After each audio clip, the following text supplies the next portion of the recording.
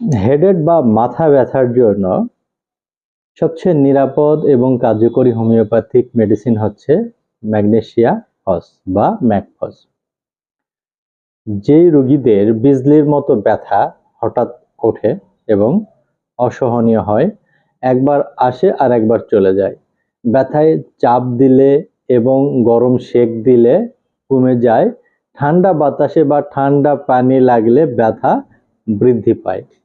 ম্যাকফস স্নায়বিক ব্যথার ১ নম্বর ঔষধ, যাদের নার্ভাস উইকনেস অর্থাৎ মাথা ব্যথা, যাদের নার্ভের কারণে, তাদের জন্য ১ নাম্বার।